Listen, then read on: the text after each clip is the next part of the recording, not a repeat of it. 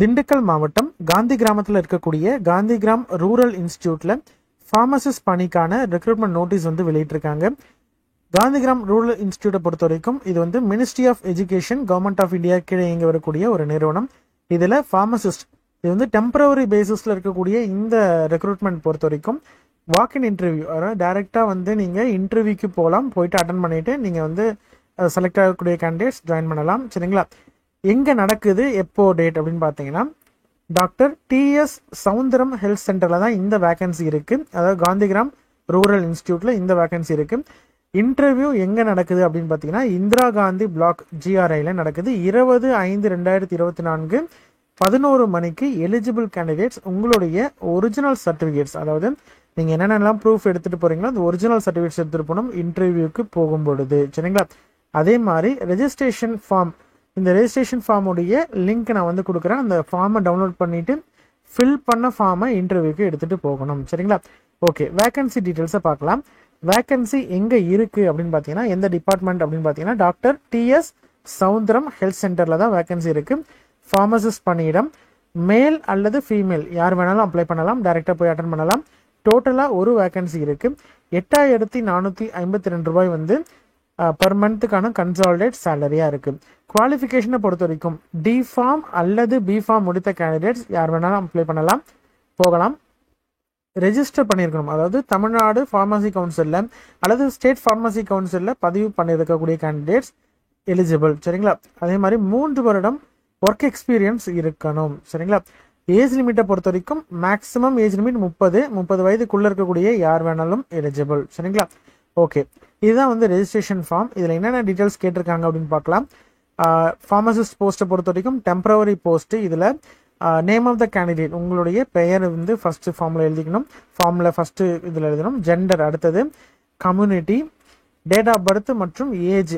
ஓகேங்களா? அட்ரஸ், உங்களுடைய complete address, பின்கோடை எழுதிடுங்க. நீங்கள் இப்போ கரண்ட்டாக யூஸ் பண்ணிட்டு இருக்கக்கூடிய mobile number, email ID, pan card number, அதே மாதிரி ஆதார் நம்பர், இது ஃபுல்லும் எழுதிக்கணும். எஜுகேஷன் குவாலிஃபிகேஷனை பொறுத்த வரைக்கும் டிப்ளமோ முடித்திருக்கீங்க, இப்போ வந்து டிஃபார்ம் முடித்திருக்கீங்க அப்படின்ற மாதிரி தான். டிஃபார்ம் எப்போ முடிச்சிங்க, எந்த வருஷம், அதே மாதிரி எவ்வளவு பெர்சன்டேஜில் முடிச்சிருக்கீங்க, அல்லது சர்டிஃபிகேட் கோர்ஸ் முடிச்சிருக்கீங்க அப்படின்ற மாதிரி தான் அதையும் மென்ஷன் பண்ணலாம். 10th எந்த ஸ்கூலில் பண்ணீங்க, எவ்வளோ பெர்சன்டேஜ், எந்த வருஷம் முடித்தது. 12th அதே மாதிரி எந்த ஸ்கூல், எந்த வருஷம், எவ்வளோ பெர்சன்டேஜ். யூஜி, அதாவது பிஃபார்ம் முடித்திருக்கக்கூடிய கேண்டிடேட்ஸ் பிஃபார்மோடைய டீட்டெயில்ஸ் எழுதலாம்.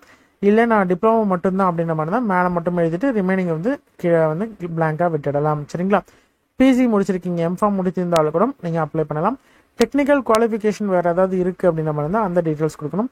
கம்ப்யூட்டர் நாலேஜ் இருக்குது அப்படின்ற மாதிரி தான் அந்த டீட்டெயில்ஸும் கொடுக்கணும். சரிங்களா?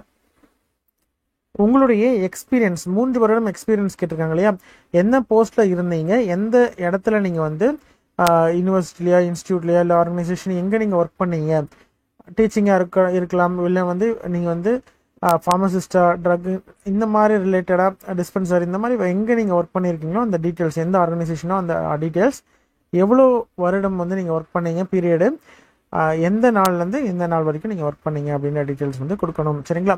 கீழே வந்து சைன் பண்ணிடுங்க. சைன் பண்ணிட்டு நீங்கள் இந்த ஃபார்ம், அதாவது ரெஜிஸ்ட்ரேஷன் ஃபார்ம் எடுத்துகிட்டு போகணும்.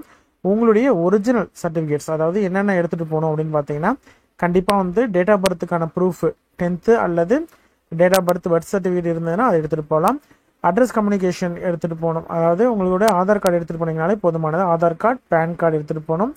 10th 12th மார்க் ஷீட்டு, அதே மாதிரி லாஸ்ட்டாக படித்த இன்ஸ்டியூட்டோடைய டிசி, டிப்ளமோனா டிப்ளமோ, சர்டிஃபிகேட் கோர்ஸ்னா சர்டிஃபிகேட் கோர்ஸ், யூஜிபிசி இருந்ததுன்னா அதனுடைய சர்டிஃபிகேட்ஸ் எடுத்துகிட்டு போகணும். மார்க் ஷீட் எடுத்துகிட்டு போகணும். வேறு ஏதாவது டெக்னிக்கல் குவாலிஃபிகேஷன், கம்ப்யூட்டருக்கு வந்து உங்களுக்கு ஏதாவது கோர்ஸ் முடிச்சிருக்கீங்க அப்படின்ற மாதிரி இருந்தால் அதை எடுத்துகிட்டு போகலாம். அதே மாதிரி எக்ஸ்பீரியன்ஸ் சர்டிஃபிகேட், நீங்கள் வந்து கிளைம் பண்ணுறீங்க இல்லையா, 3 வருடம் அல்லது அதற்கு மேலே இருக்கக்கூடிய எக்ஸ்பீரியன்ஸ் சர்டிஃபிகேட் வந்து எடுத்துகிட்டு போகணும், ஒரிஜினல். சரிங்களா? ஒரு செட்டு ஜெராக்ஸும் நீங்கள் வந்து கூட எடுத்துகிட்டு போகிறது நல்லது. சரிங்களா? இன்ட்ரெஸ்டட் கேண்டிடேட் 20/5/2024 அன்னைக்கு டைரெக்டாக நீங்கள் போயிட்டு இன்டர்வியூ அட்டன் பண்ணலாம். உங்களோட ஃப்ரெண்ட் சர்க்கிளில் யாராவது வந்து ஃபார்மசிஸ்ட் போஸ்ட்டுக்கு எலிஜிபிள் அப்படின்ற மாதிரி இருந்தாங்கன்னா அவங்களுக்கு இந்த வீடியோவை ஷேர் பண்ணுங்கள். கண்டிப்பாக அவங்களுக்கு யூஸ்ஃபுல்லாக இருக்கும். சரிங்களா? நன்றி.